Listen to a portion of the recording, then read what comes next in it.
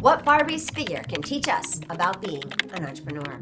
If you have an idea for a product or service that can make people's lives better, you have no business keeping it to yourself. We need you. There's only one way to find out just how much we need you. Today, we're going to uncover the hidden truth behind what drives an entrepreneur like you forward. Why the entrepreneurial spirit of one person can make life better for millions of people. And at the end of the episode, I'm going to provide you with a powerful tool to help your idea get out to the people who need it most. Stick around for that.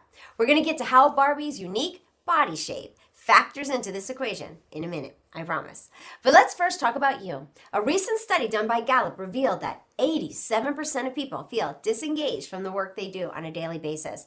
And yet, most people are willing to stay in these unfulfilled work environments and often choose to find their higher purpose elsewhere in their lives, within their close personal relationships, their role as a parent, caregiver, provider, partner.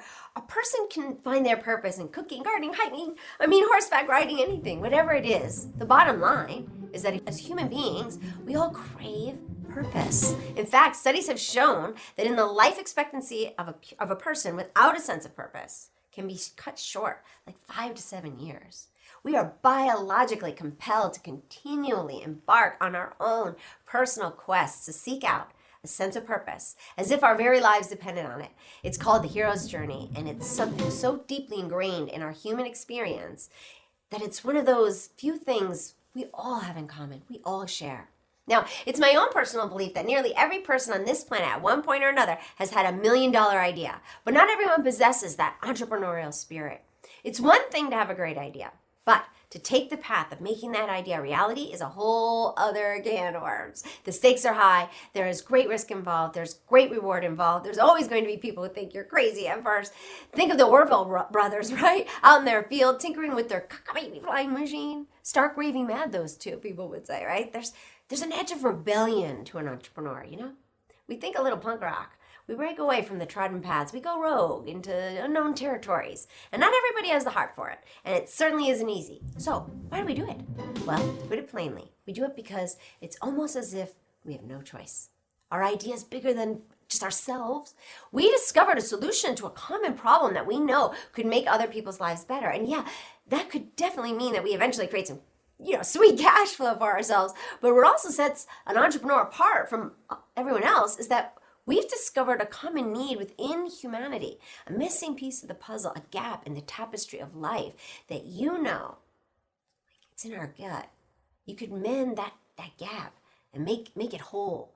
And even if we're afraid to fail or we have no idea where to begin, we know that this is about just keeping grabbing at our curiosity, pulling our attention, rolling around the pit of our stomachs, and maybe even sometimes giving us a bit of a scare until we finally run it down and see where it takes us. This idea, this is the beginning of your hero's journey as an entrepreneur. So now let's talk Barbie's body shape. In the 1950s, an extraordinary woman named Ruth Handler had a brilliant idea. Born in 1916 to parents who were Polish immigrants and pioneers in their own right, Ruth had never been one to play with dolls as a kid, but she was gifted with that entrepreneurial spirit. And when she was 21, she and her husband Elliot moved to Los Angeles, where he started making furniture while she oversaw the business side of their, creative endeavor. And as a way to increase production, Ruth suggested he use the scraps to make dollhouse furniture. And people loved it. Elliot and Ruth soon they started to gain a business partner named Matt, and he decided that they should create a brand for themselves. They started to market to children, children's toy market. And between Matt and Elliot came up with their name, Mattel. After one afternoon, Ruth is watching her 9-year-old daughter, Barbara, play with a paper doll. She was role-playing, as if she was a teenager. Paper dolls were the only dolls available at the time, who looked like young women. But they were flimsy, they were fragile, they were little outfits, fit poorly, they were paper, and they fell off a lot. The only other option for a young girl to role play as a mother, for caring for a baby doll, or as an adult female, and Ruth thought, little girls should be able to dream about becoming young women. And Ruth, that meant a doll that had a woman's anatomy, a woman's body. And now this was the mid-50s. And as a female entrepreneur, Ruth found herself in what she describes as a CMN. The pushback was relentless. No one thought it was a good idea to make a doll with a body of an attractive young woman, and there was just no market for it. Little girls want baby dolls, they would say. Who would even buy it, they would say. It borders on perversion, they would say. But Ruth stood her ground. Later, in an interview with Connie Chung, Ruth was asked, the men, how did they feel like around her, like having that power and in their midst? To which Ruth said with a little chuckle, well, they either like me or we have a go. The men on the boards of Mattel fought adamantly for 4 years to keep those, shall we say, breasts at bay and make a flat-chested doll instead. And Ruth flat out said, it's stupid, little girls know about boobs. Finally, in 1959, she convinced Mattel to produce a doll with big, beautiful boobs, as she named that doll Barbie, her daughter. The first Barbie doll cost $3, and her first year, Barbie brought in almost $1 million.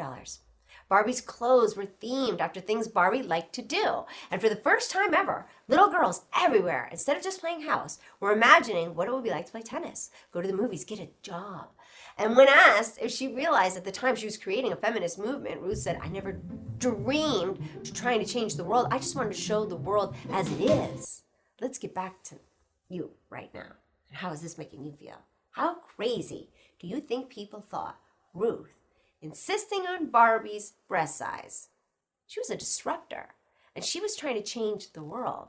Now, she wasn't on an entrepreneurial quest staying true to her vision, no matter how crazy it seemed to anyone else. She wanted to reflect how reality was for little girls and what they were growing into. Obstacles are always a part of the hero's journey, and I bet you've noticed it in your life too. Naysayers are a particularly common obstacle in the hero's journey of an entrepreneur, and even we ourselves can become our most formidable naysayer in our own story.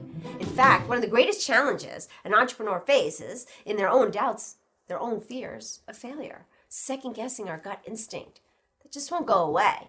But part of the plight that as we carry as entrepreneurs is that we are entering uncharted waters. We are going first into the unknown to bring something new back to everyone else. And we often can't imagine the impact of our efforts and the impact they will have on the lives of others. But we forge ahead, sometimes stumbling, taking our setbacks in stride, learning as we go. This is the middle of the hero's journey for an entrepreneur. We're learning as we go. Okay, let's get back to the boobs. So flash forward, millions and millions of dollars and Barbie lovers all over the world later, and Ruth hits a setback.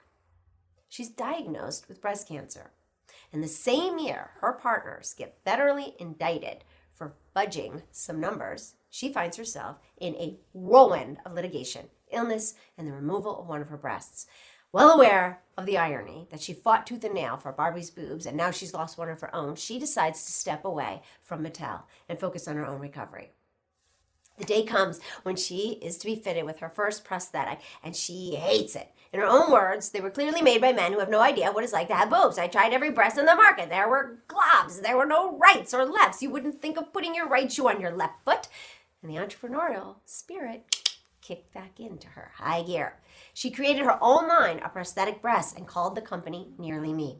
And one more time, Ruth and her boobs made millions of dollars and changed millions of lives. She would often joke that I live my life from breast to breast. She was known for opening her blouse for reporters and photographers and insisting that they feel her breasts to see which one was the original and which one was the new one. She was a disruptor, an entrepreneur, and she was freaking awesome.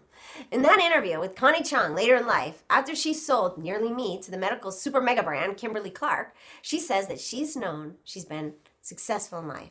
But how many hundreds of women approach her to tell her how she's changed their life? And then Riley adds, and even a few of them are because of Nearly Me. Because Barbie was and is still such a big deal, worth billions of dollars. And that billions with the B for Barbie and boobs. When she was realized that cultural significance that Barbie and her boobs were going to have on society, she replied, I'm learning that she's far more important than I ever understood. Which is just incredible, isn't it? To fight so hard for something so obscure as a doll with boobs and not even be totally certain as to why it's so important, but knowing in her gut, her inner instinct, that fervent desire that she has to stay true to her vision. It was her path to own clearly. I can say that now looking over her life and a case study almost 20 years after her death, I would say at the end of her hero's journey. But that's the thing about the entrepreneur's hero's journey. When you trust your gut, you stay true to your vision, you can't even begin to imagine how many different ways your efforts are going to launch people into their own hero's journey with your brand by their side to guide them towards their greater future. An entrepreneur's hero's journey doesn't end really. It's lived out. again and again in the lives of the people who need you to go first. My call to action to you today is this: stay true to your vision. And if it scares you a little, it's a good sign. I don't care if it's a boob or a train or a plane or a thingamajig or a whatchamajig. If you have a calling to create something that's going to make people's lives better, bring it. Follow your gut, because you can't even imagine how much your idea might mean to this world. It's not easy to be an entrepreneur, but you follow that call into the unknown because you can sense your own life's purpose is out there somewhere. And that urgency that you feel, that emboldens you to face your uncertainty. Just might be because that call you hear actually is the collective voice of millions of people who need you to keep going. So keep going, and thank you.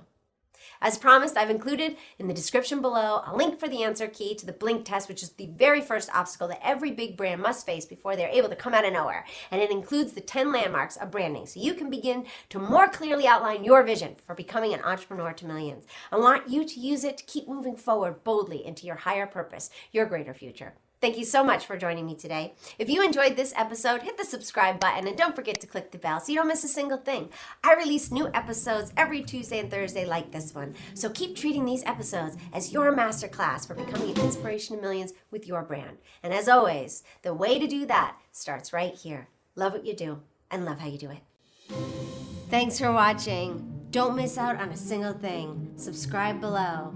And here's something else I think you'll love.